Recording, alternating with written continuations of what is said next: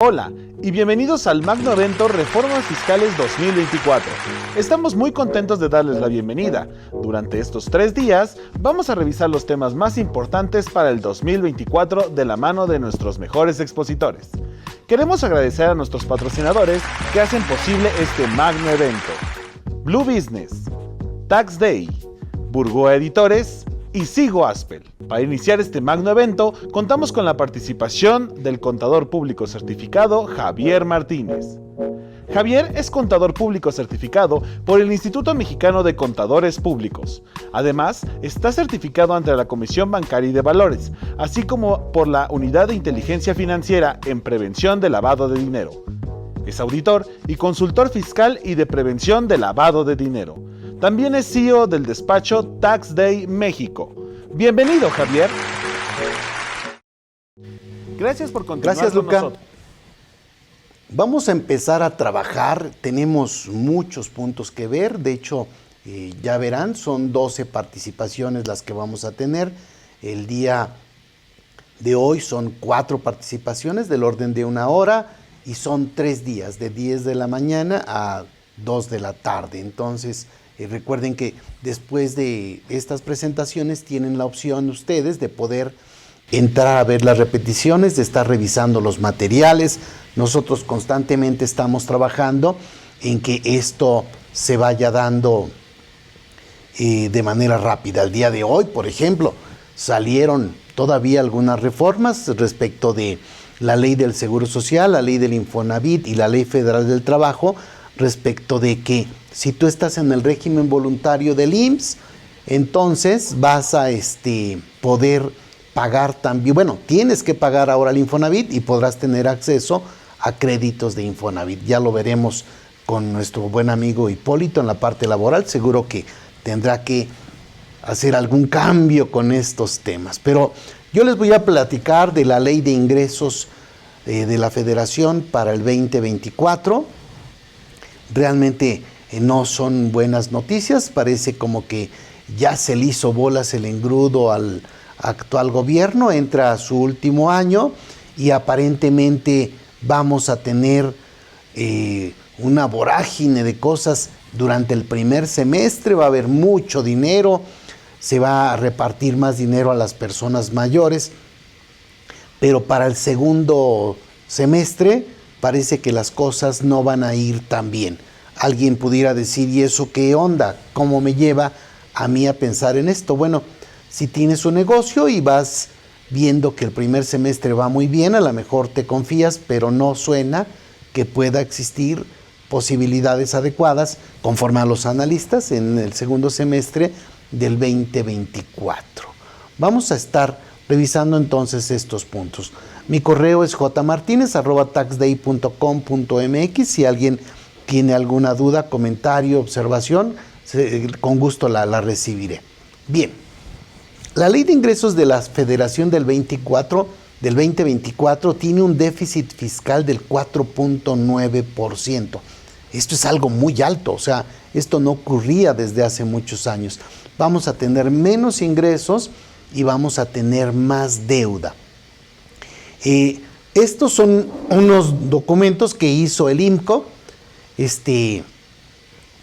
Recuerden que es el Instituto Mexicano para la Competitividad, tiene siempre información valiosa. Valdrá la pena que le entren a este tipo de información. A mí me llegan los correos cada semana del IMCO. Si se registran, les llegarán a ustedes también. Ok, dice que tenemos una ley de ingresos de la Federación del 2023 y la iniciativa de ley de la Federación del 2024, que ya saben ustedes, no le movieron una coma, ya que no tenemos un poder legislativo. Tenemos un poder legislativo secuestrado por el Ejecutivo y ahora estaríamos más cerca de que haya un poder judicial también tronado o metido dentro de las garras del Ejecutivo, lo cual seguramente le pegará al nearshoring, o sea, ese nearshoring que es algo que no existe salvo en las buenas ideas de lo que buscamos o los que vemos los analistas, ¿no? Oye, gracias al nearshoring, madres, no hay nada de nearshoring, pero bueno, ya veremos esos números. No hay datos, no hay importes. Tesla, pues ya se prácticamente, quién sabe cuándo vaya a iniciar su proyecto en Nuevo León. Tenemos por ahí broncas por todos lados. Fíjense, la ley de ingresos del 2023 nos dice que había un ingreso de 8.7 billones, 8.697 billones, que serían millones de millones. Y ahorita tendríamos una ley de ingresos del 2024 con un presupuesto de ingresos de 9.066 billones. O sea, millones, 9.066 millones de millones, ¿no? Son numerotes enormes.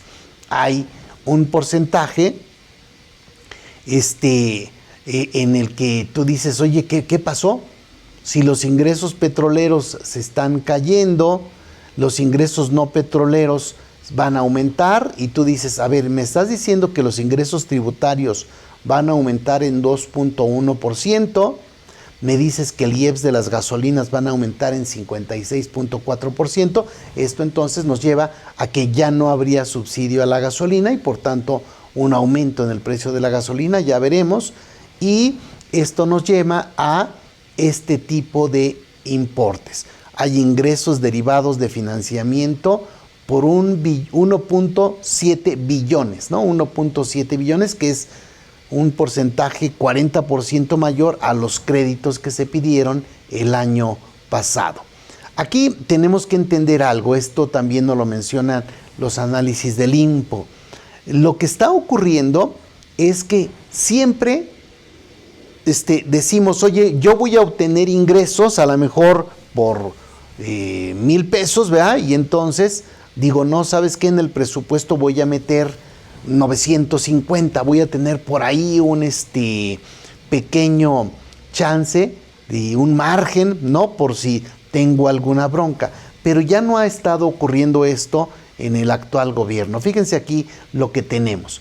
Esta línea verde nos habla de lo que estimamos de ingresos en el presupuesto, y la línea negra nos habla de lo realmente recaudado. Tú dices, a ver, en 2015, bueno, estimábamos una cantidad que está muy por debajo de lo que al final realmente se recaudó. En 2016 recaudamos mucho más de lo que pensamos que íbamos a recaudar. Y así llegamos hasta el 2018, donde esta cifra ya se acortó. Ya no es una cifra que es, digamos, tranquila, como que estamos hablando de números que no son tan, no tienen un margen para equivocarse. En 2019 ya tuvimos un problema porque hubo ingresos presupuestados que fueron casi lo mismo que lo recaudado. En el 2020 presupuestamos 7.031 billones y solo recaudamos 6.798 billones. O sea, en el 2020 decíamos que íbamos a recaudar una cantidad y terminamos recaudando menos. En el 2021 se volvió a dar ese margen, 2022 también, y en el 2023 ya tenemos nuevamente el problema. No vamos a llegar a lo que presumimos que íbamos a tener de ingresos según el presupuesto del 2023. Todavía no tenemos ese dato hasta que termine el año, y parece que en el 2024 va a ocurrir lo mismo. O sea, presumimos un ingreso, pero no vamos a llegar a él por esta política en la que no se está tomando un dato, digamos, que puede tener un margen a favor. Es muy probable entonces que se recaude menos de lo que estábamos presupuestando en 2023 y que eso se repita en 2024. Estos son los ingresos de la Federación. Fíjense, esto lo elaboró el INPCO y esto está, digamos, sin los efectos de la inflación. Si vemos qué pasó en 2018, que sería el último año en el que estuvo Peña Nieto, entonces tenemos 6.460 de ingresos, y para el 2019 subió de manera importante. En 2020 subió todavía un poquito más, pero ya no volvió a subir. En 2021 y 2022 en términos reales bajó. En 2023 y en el 2024 estamos pensando que las cifras van a aumentar, pero si esto se da abajo, realmente no se tienen los aumentos en recaudación que generalmente presume el gobierno, ¿no? Oye, se incrementó la recaudación, y en esta tabla tenemos que no tenemos estos incrementos en la recaudación. En este cuadro no se incluyen los ingresos derivados de financiamiento. Ahora, ¿qué estamos pidiendo de financiamiento? Si vemos aquí, resulta que hasta el, digamos, 2008, lo que pedíamos era muy poquito de financiamiento, se empezó a pedir más y llegamos a este gobierno, y en este gobierno se ha estado pidiendo cada vez más y más financiamiento.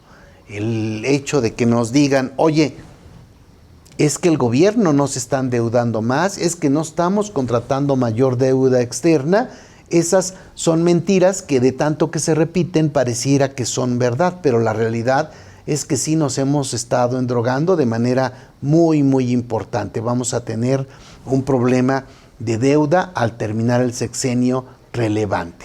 Estas serían parte de las 105,000 mentiras que ya lleva contabilizadas el presidente. Imagínense el número. Aquí, en la parte de estos ingresos derivados del financiamiento, vemos los porcentajes. Oye, ¿cuánto estás obteniendo de financiamiento? En el 2024 se pretende tener un 19.2% de financiamiento de todos los ingresos que se esperan. En el 2023 fue un 14.2% y se incrementó de manera importante para el 2024. Entonces aquí se incrementa la deuda realmente en forma preocupante. Esto sería el primer punto que tendríamos que revisar. Oye, lo peor, no nos dará tiempo para revisar en qué se está gastando la lana, pero todo el dinero que estamos solicitando en créditos no se está utilizando para inversión, se está utilizando para pagar pensiones de adultos mayores, lo cual pues está de la patada porque estamos pidiendo prestado para un gasto público que además se va a seguir incrementando mucho más. Pero aquí se incrementa la deuda de forma preocupante.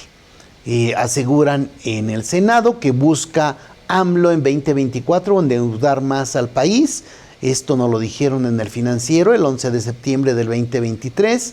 Esto es un cálculo que tiene Enrique de la Madrid, en donde dice en 2018 había 11 billones de pesos de deuda y ahora tenemos al 2023 15 billones de deuda.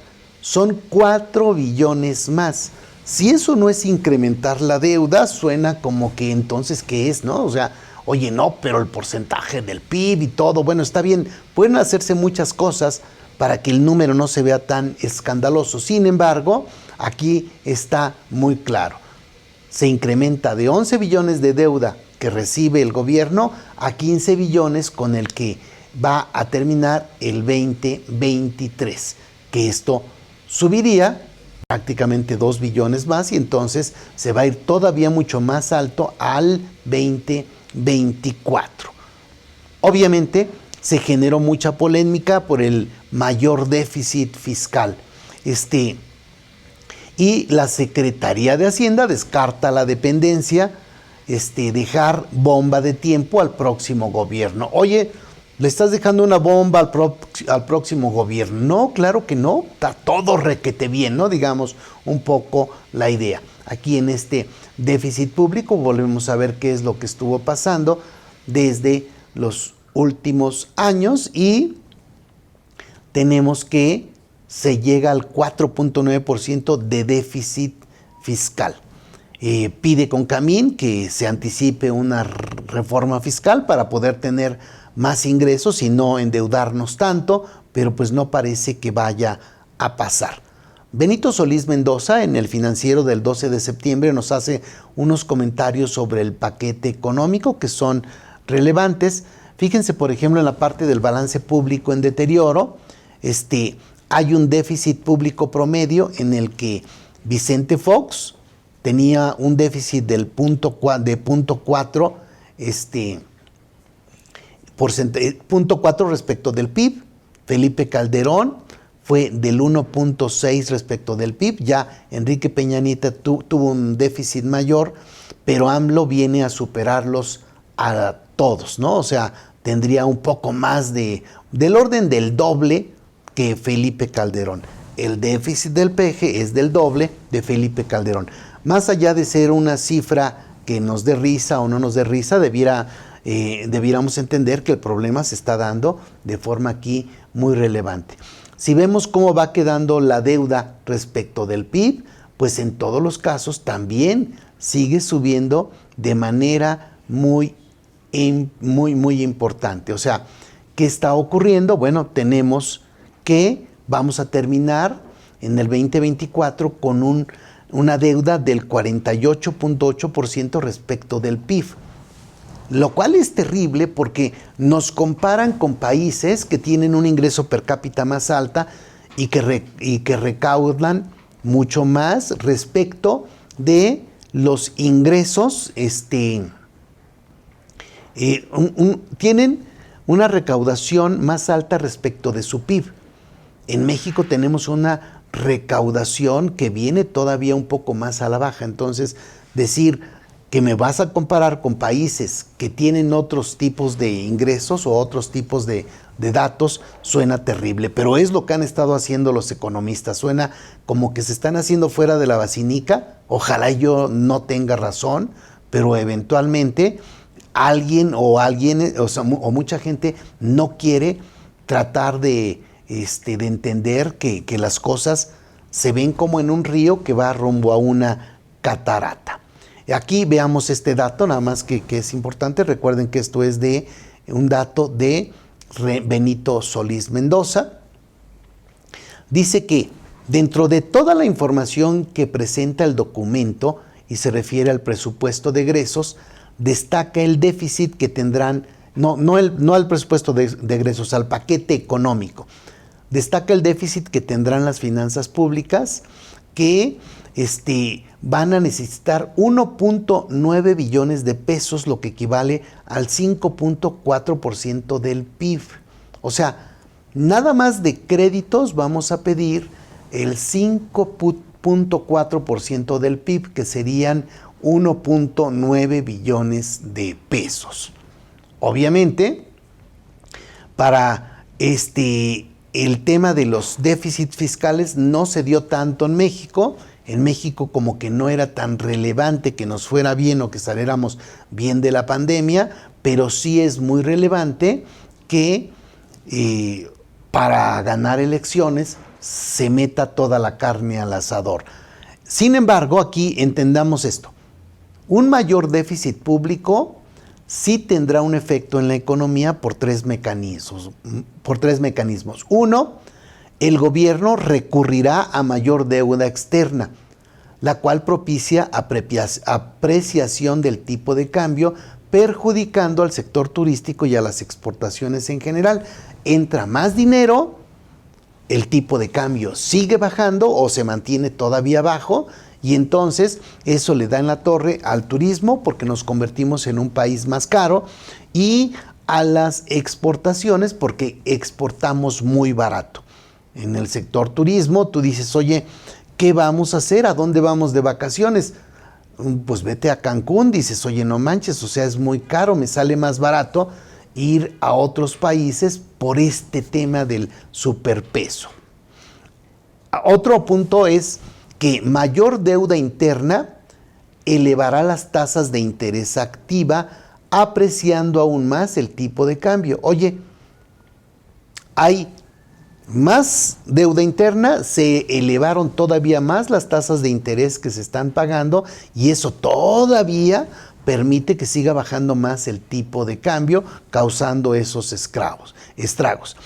Y nos dice que se incrementará la presión al Banco de México para que financie este desequilibrio fiscal, como sucede en otros países, y esto eventualmente va a producir mayor inflación. De aquí la importancia de mantener un déficit fiscal menor para evitar presiones y desequilibrios futuros en la economía. O sea, los elevados déficits fiscales han sido la causa principal de las graves crisis económicas que hemos tenido en el pasado. Habrá que evitar que se repitan. El tema sería, ¿todavía podemos evitarlo? Eso sería difícil.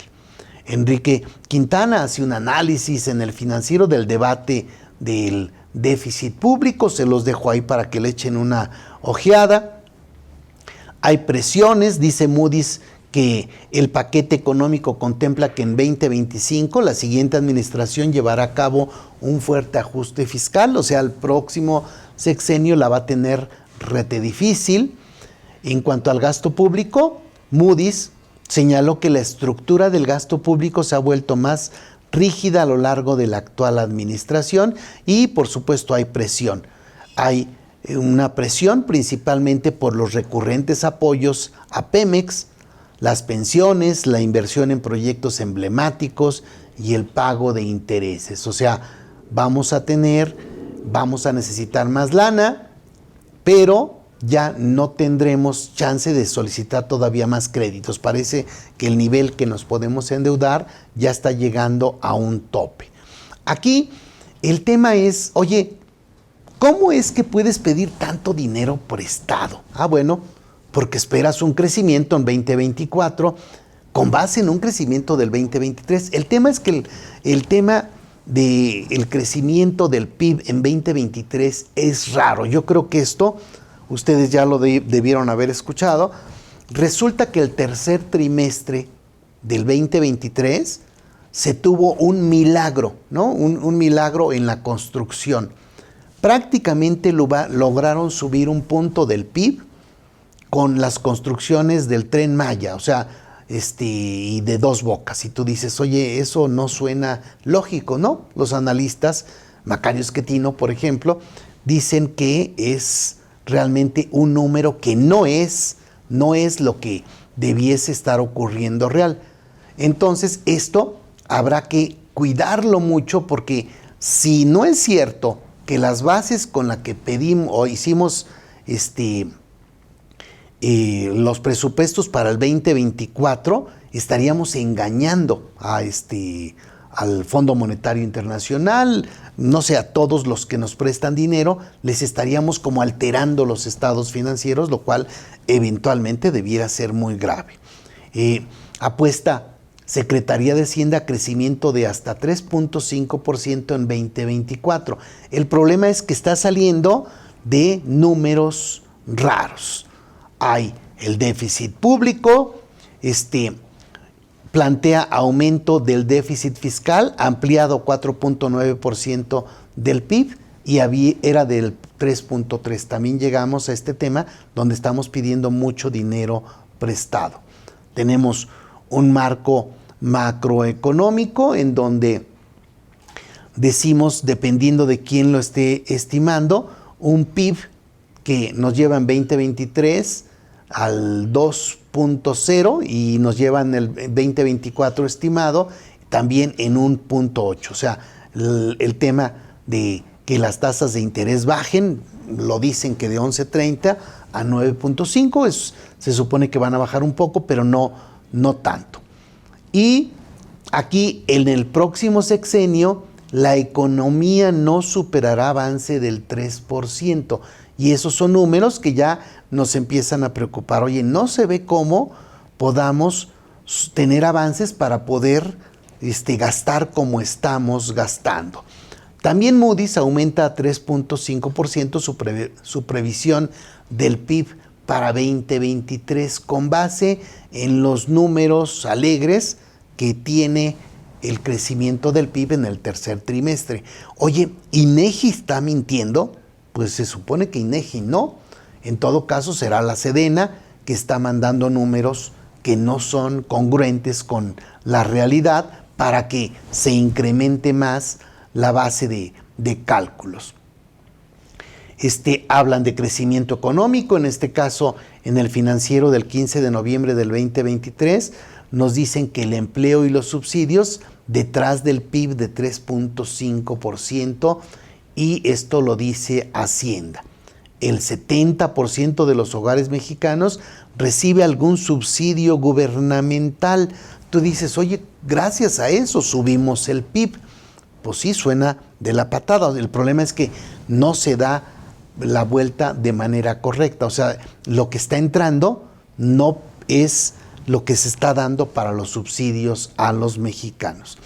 En las perspectivas económicas de Monex para el 2024 se supone que el mundo va a tener un crecimiento en 2024 menor al que tuvo o al que se espera que tenga en 2023. Entonces, no necesariamente vamos a crecer más que el mundo en 2024 en México. Oye, y esperamos una crisis financiera de fin de sexenio, eso suena terrible. O sea, oye, con los números que tenemos, y esos son los que están tomando los economistas en términos generales, te pueden decir que no. Pero, ¿qué pasa si se están maquillando cifras? Dice, desde el miércoles 25 de octubre del 2023, dice Macario Schettino, este número es importante para nosotros como contadores para que entendamos esto. Recuerden el caso de Enron, el caso del despacho de Arthur Andersen, que terminaron los socios de Arthur Andersen en la cárcel con cadena perpetua por haber maquillado estados financieros, por haber engañado a los inversionistas. Esto ocurre o pudiera estar ocurriendo de alguna forma en este punto, aunque no sé qué consecuencias vaya a tener. Dice, la próxima semana, esto era el 25 de octubre, se publicará el dato oportuno del PIB al tercer trimestre. No le crea, tiene que multiplicar la cifra que saque INEGI por 2/3 para tener una mejor idea de lo que está ocurriendo. La culpa no es de INEGI, sino de sus fuertes, pero creo que muy importante, de sus fuentes, pero creo que es muy importante dejarlo claro. Si los engaños son ciertos, se perdería la credibilidad en los números de México, no es algo menor. Resulta que el Tren Maya y Dos Bocas levantan un punto del PIB, eso es un milagro, o sea, no puede ser. Si el crecimiento de 2023 no supera el 3% y es de 2%, no son sostenibles las cifras para el 2024, y eso también es algo que tendríamos que tener cuidado para saber qué pasa. Vuela la inversión y crece 31.5% en agosto. O sea, aquí en agosto fue donde le metieron toda la carne al asador y dijeron nuestros queridos militares, oye, con estos números la Secretaría de Hacienda ya puede decir lo que quiera que se necesite. Miénteme más, el tema es que si esto sigue ocurriendo, entonces tendríamos números que no son confiables y por lo tanto las cifras del 2024 muy difícilmente se van a dar. ¿Qué pasa con el crecimiento para el 2024? ¿Qué esperamos para 2024? Al último, esto sería algo que nosotros debiésemos estar cuidando. Oye, a ver, ¿qué va a pasar, Javier? Saca tu maldita bola de cristal y adivina qué va a pasar. Bueno, pues la realidad es que más que una bola de cristal tienes que estar leyendo entre líneas, buscando información, no dejándote ir con lo que simplemente dicen las fuentes generales. Parece que los medios son demasiado optimistas. No sé si a propósito o les exigen ser optimistas, pero lo que podríamos pensar, y esto es algo que no solo lo mencionan en este artículo, se espera un fuerte crecimiento en el primer semestre y después una fuerte caída en el segundo semestre del 2024. ¿Qué va a pasar? Las elecciones se van a dar en un ambiente donde la gente tiene dinero, está circulando bastante lana y entonces pues vas a votar de alguna forma un tanto optimista. Y al otro día parece que nos va a alcanzar la realidad. Este es un tema que se dio dentro de la junta que tuvo el Instituto Mexicano de Ejecutivos de Finanzas y nos dice que, en este caso Scotiabank, estima que la economía mexicana crecería entre 4 y 5% el primer semestre del 2024. Entonces, eso no necesariamente está bien porque, oye, pues sí, ya creciste mucho y te vas a caer en el segundo semestre, pero ya estaría alcanzado el esquema del dato político en México. Hay un mayor crecimiento con riesgos, es lo que dice. Y aquí nos dice que hay un crecimiento rapidísimo en el primer semestre del 2023. Dice, en este caso, este es un artículo de Alejandro Moscosa, del Financiero, dice, señalan que favorecerá un mayor déficit público y el nearshoring. El nearshoring, la neta es que no está jalando, pero bueno, dice, la economía mexicana mantendrá su buen dinamismo por lo menos hasta la primera mitad del 2024, debido a que el déficit público se enfocará al consumo. O sea, todo el dinero que está entrando de los créditos para pagar las pensiones, obviamente la gente va a gastar. O sea, llegó la lana, bueno, pues hay que comprar otro celular, llegó la lana, pues más caguamas, etcétera, ¿no? Ahí se va dando. Pero hacia adelante y con el cambio de gobierno, la marcha será más lenta. Anticipó Eduardo Suárez, director corporativo de Estudios Económicos para América Latina de Scotiabank. Si bien reconoció que se avisora un crecimiento rapidísimo para el primer semestre, Suárez planteó que la actividad económica está sobrecalentándose, en parte porque hay una demanda muy fuerte ante remesas que crecen por arriba de su tendencia, cuyo destino se va al consumo, y por la inversión en materiales de construcción. Si tienes una economía que ya está sobrecalentada y le inyectas más gasto, creo que vamos a crecer rapidísimo los primeros 6 meses del año, entre 4 y 5%, estimó Suárez. Este crecimiento rapidísimo entonces nos va a llevar a un primer semestre que debiéramos pensar que está ocurriendo. Sin embargo, menciona, oye, el segundo semestre vamos de bajadita, de forma tal que vamos a llegar, como dice Banjico, en el 2024 a un crecimiento del 2%. Va a subir al 4 o 5% y en el segundo semestre se va a caer para que al final el neto quede del orden del 2%. Entonces aquí el problema ya es para el siguiente gobierno. ¿Qué va a pasar con las tareas para poder bajar el déficit público? No suena que sea algo que se pueda dar.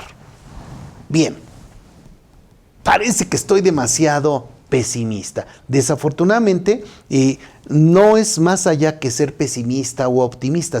Tendríamos que tener datos. De ahí que dentro de la presentación estoy dejándoles estos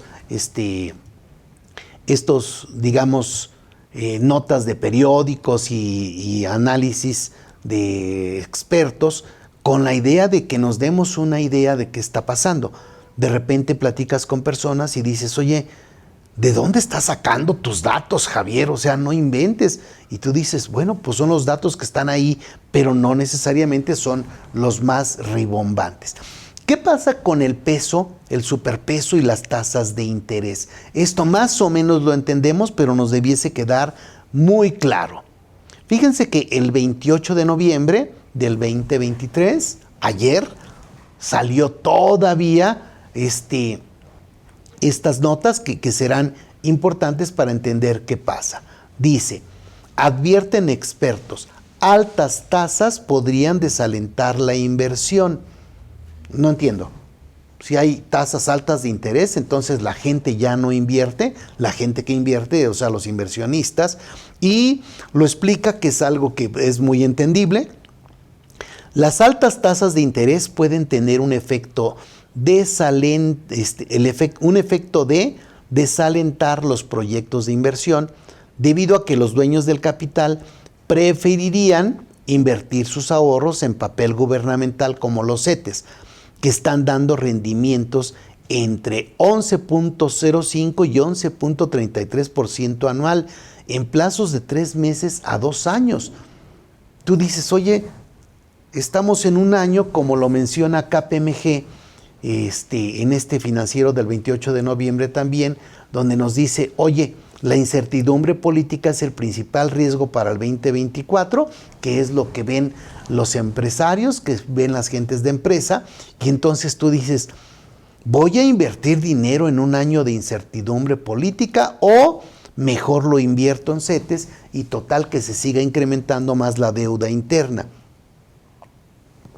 No suena difícil la decisión, desafortunadamente, y entonces con base en esto tendríamos un problema grave. Fíjense bien lo que está pasando con las tasas de interés. Una tasa de interés ha venido subiendo a llegar a los niveles de 11.5%. De acuerdo, en julio del 22 estaba en el 8 y ya llegó hasta el 11.5. Es una tasa de interés muy atractiva para los capitales del mundo que están buscando mayor rentabilidad. Llegan a México, fíjense bien esto, porque los analistas lo que dicen es, oye, a ver, está bien, tú subes la tasa de interés y entonces el tipo de cambio baja. Está bien, pero ¿qué creen? Que bajó más de lo que se esperaba.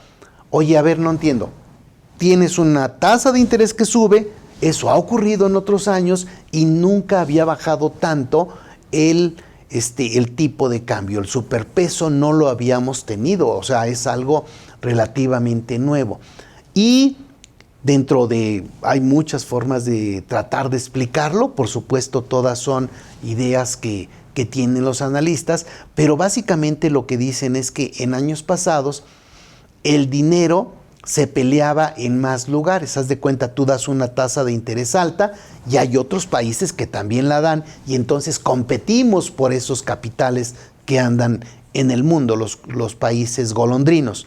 Pero aquí nos dicen, oye, ¿qué crees? Que están llegando a México porque la guerra deja a otros países dejan fuera a otros países que podrían competir con una tasa similar. O sea, esos quedan fuera de las opciones y entonces México queda dentro de los países que la gente llega y mete aquí su dinero. Entonces, esto nos lleva a que esté un tipo de cambio que viene cayendo, o sea, bastante fuerte. O sea, viene siendo un superpeso. Si vemos aquí las dos gráficas, a mayor tasa de interés, el tipo de cambio baja, pero bajó mucho más de lo que debía bajar.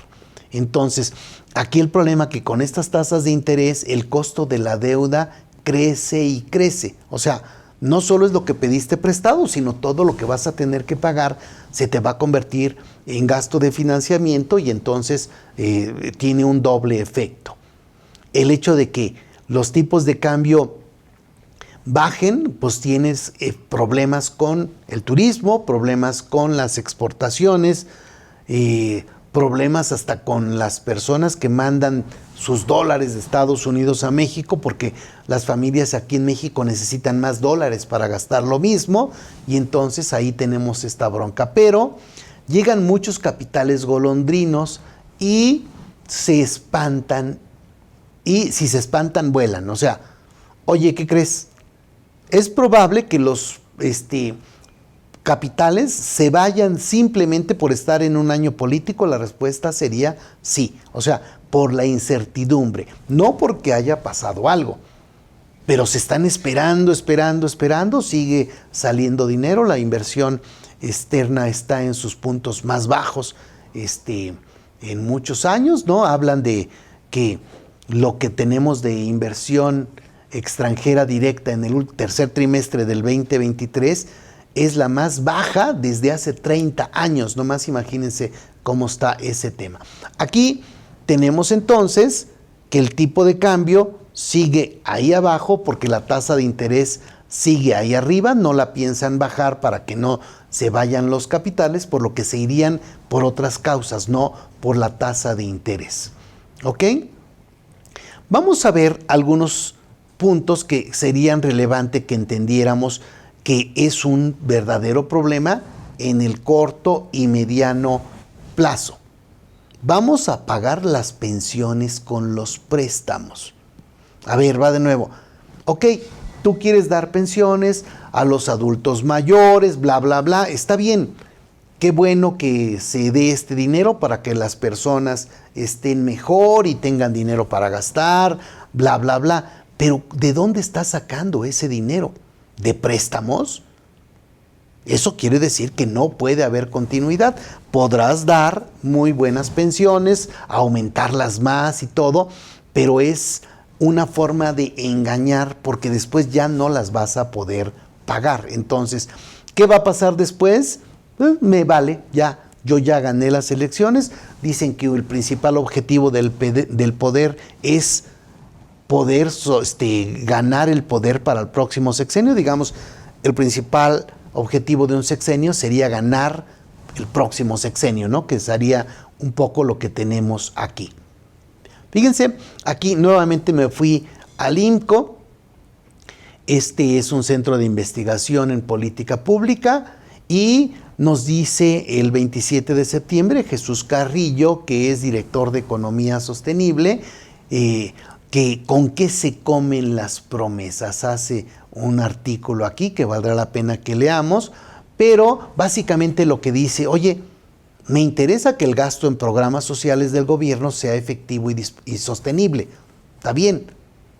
Bueno, eventualmente sí puede ser efectivo. Quién sabe lo de o sea, no es un dinero que hace que la gente salga de pobre, digamos, ¿no? O sea, no me estás enseñando a pescar, me estás dando pescado, por decirlo de alguna forma. Sostenible tampoco se ve sencillo. Dice que si observamos las tendencias del gasto en algunos programas prioritarios para la administración actual, nos daremos cuenta de que creció bastante y se propone un aumento de 21% para 2024. O sea, si se aprueba el presupuesto, que sí se aprobó, el gasto en las pensiones para adultos mayores casi se cuadruplicaría entre 2019 y 2024.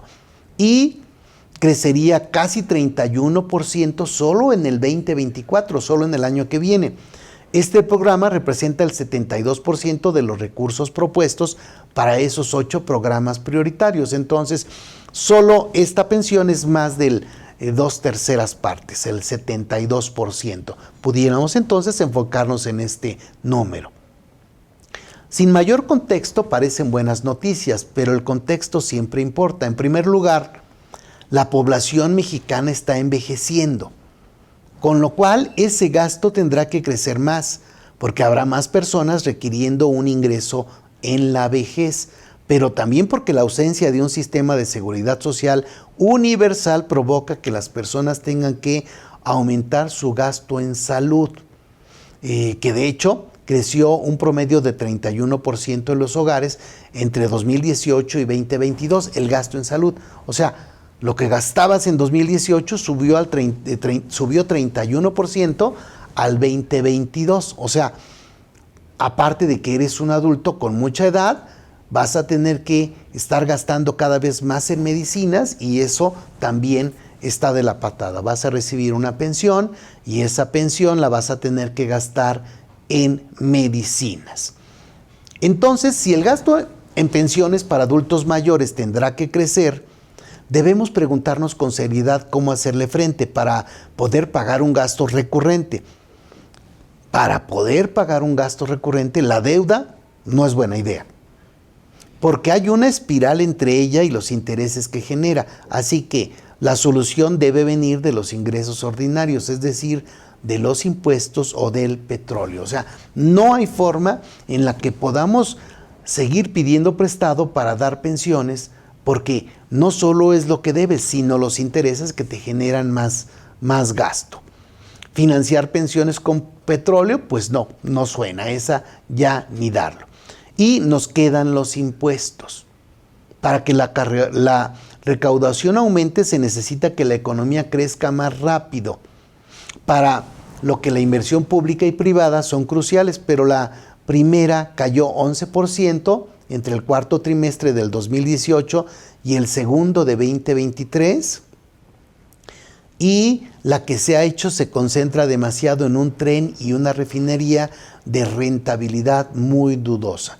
Ya tenemos creados los fideicomisos para subsidiar las operaciones del tren y de la refinería, porque no suena que pueda ser negocio. Entonces, ¿de dónde vamos a sacar dinero para pagar esto?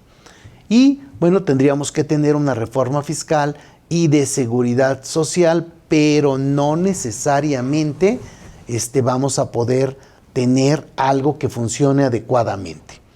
Además, alertan que el presupuesto de egresos de la Federación maltrata salud y la adquisición de medicinas. O sea, hoy suena de la patada, pero esto no lo podemos dejar de ver en todos los casos. Oye, le están dando menos dinero a salud y menos dinero para adquirir medicinas. Entonces, esto habrá que echarle una ojeada. Este es un artículo del Financiero del 11 de septiembre, una vez que salió el presupuesto de egresos, para ver qué es lo que estamos teniendo aquí con datos, y nos damos cuenta que nos están maltratando de manera relevante.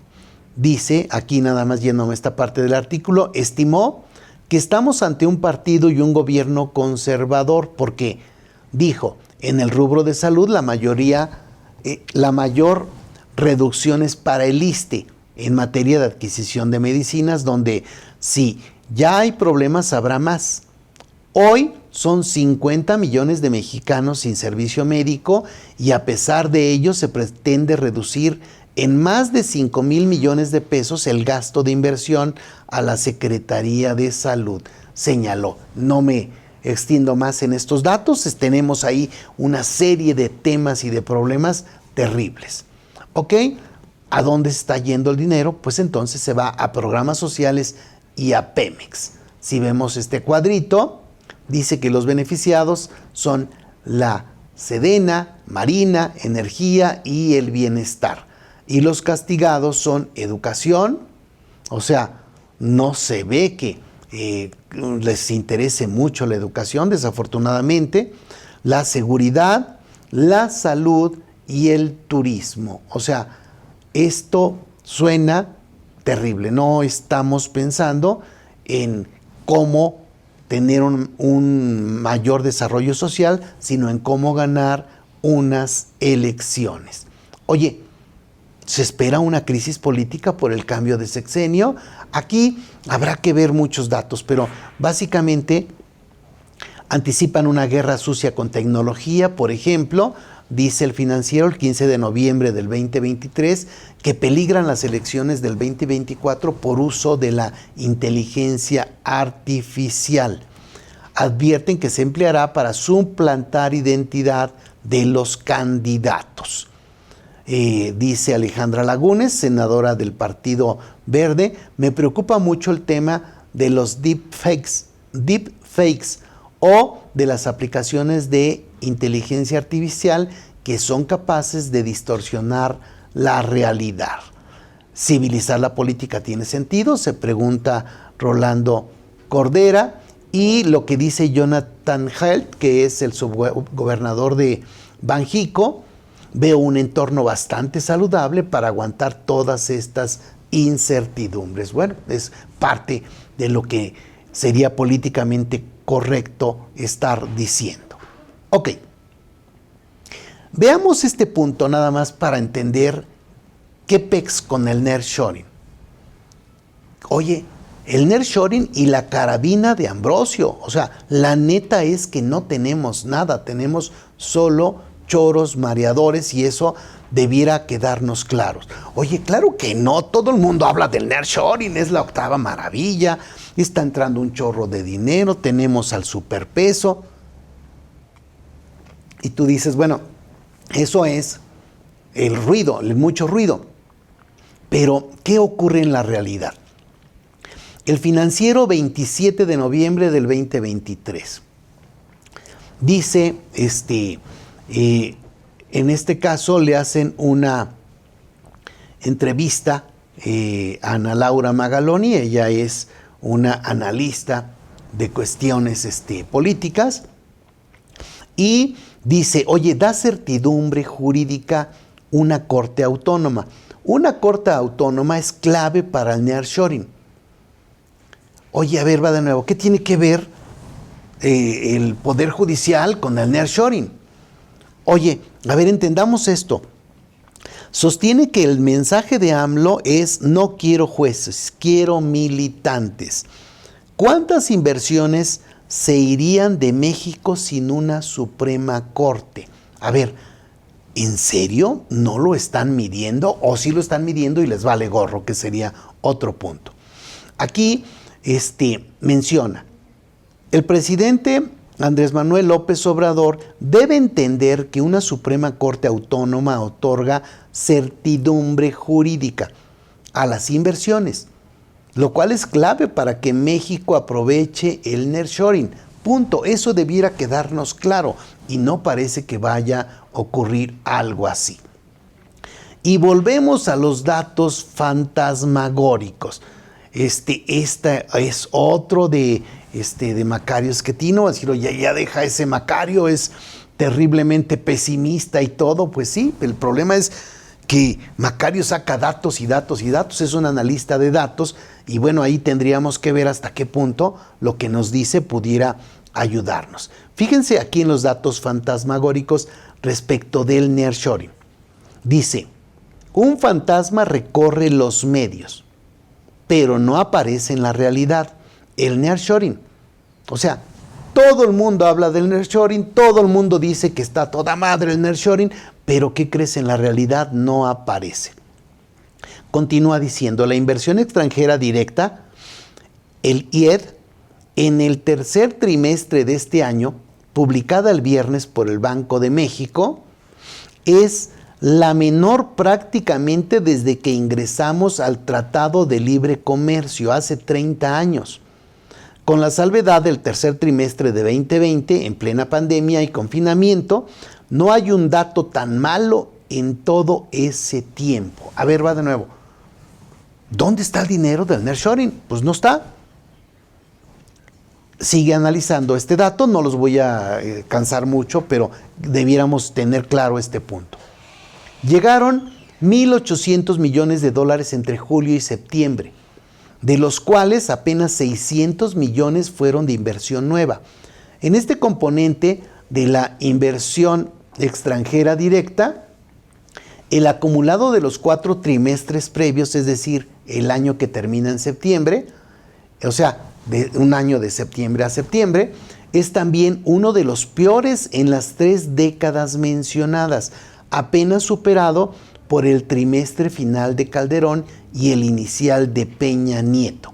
Pero, al estar comparado en dólares corrientes, los datos de hace 10 años, descontando la inflación, son también superiores a lo que hoy ocurre. O sea, tenemos un problema que no suena nada sencillo respecto de estos datos. En el Financiero, el 16 de noviembre, hubo ¿cómo se llama? Digamos, un evento para hablar del nearshoring, y ahí resulta que tuvimos algunos datos relevantes. Dijo, por ejemplo, Buenrostro, la secretaria de Economía. Economía trabaja con la Secretaría de Hacienda para atraer nuevas inversiones a México. Buscan ampliar incentivos fiscales por el nearshoring. O sea, recuerden que el dar incentivos fiscales para el nearshoring no necesariamente es correcto porque se da un problema de dumping. O sea, oye, ¿cómo es posible que un proveedor que va a trabajar con Estados Unidos tenga mayores ventajas fiscales que uno del propio Estados Unidos? Eso nos va a llevar a muchos problemas. Dice, México no debe ser visto como un país de maquila. Tenemos que atraer cadenas de mayor valor. Ya, sigue diciendo más cosas Raquel Buenrostro, pero no están los datos en la realidad. En entrevista dijo que están dispuestos a ajustarse para no violar el TEMEC, que el TEMEC es el problema, o sea, tenemos ahí este punto. Entusiasma el nearshoring, aunque impone desafíos. Genera entusiasmo el nearshoring, pero urgen resolver retos. La disponibilidad de energía limpia y certeza jurídica son los grandes desafíos. Oye, no me digas que quieres quitar a la Suprema Corte de Justicia de la Nación y convertirla en una oficialía de partes, como tienes ya al Poder Judicial, al Poder Legislativo. Pues sí, bueno, ese es un problema que todo el mundo está viendo. Y el tema de la energía limpia, bueno, dijo el presidente que no le gusta cómo se ven los ventiladores que afean el paisaje. No ha dicho que eso ya cambió. Entonces, aquí que dice que las personas tengan la plena certeza de que la ley se cumple, que hay Estado de Derecho. Ay, sí, eso se necesita. Se va a demandar 6 veces más de lo que hoy se produce en energía y tiene que ser limpia.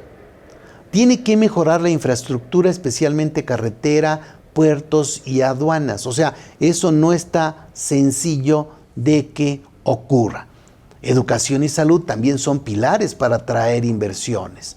Y dice, oye, pues prevemos que van a llegar 100,000 millones de dólares. ¿Dónde están?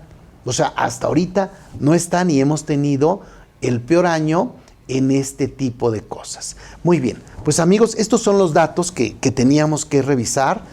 Desafortunadamente no es lo mejor que debiéramos cómo se va a tener, pero bueno, revisemos entonces qué es lo que pasa, cómo nos puede estar afectando y saber si simplemente Javier es un maldito pesimista, ¿verdad? Que está pensando en que las cosas no van a estar bien, pero bueno, ahí están los números. Habrá que dedicarles un poquito más de tiempo y no solo estar revisando números alegres.